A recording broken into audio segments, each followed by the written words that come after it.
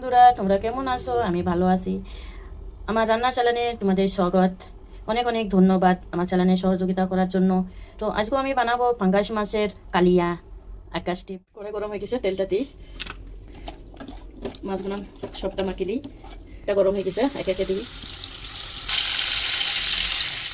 উল্টিয়ে দেবো একে একে। এরকম করে সবটা ভেজে নেবো।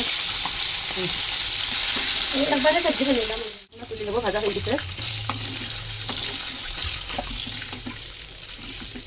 খাড়া মশলা, কালো জিরিটাও দিলাম, মানে ভালো হয়। দিয়ে দেবো ভালো করে আদা রসুনের টমেটোর পেস্ট বানিয়ে দিয়েছি, পাউডার দিয়ে দেবো।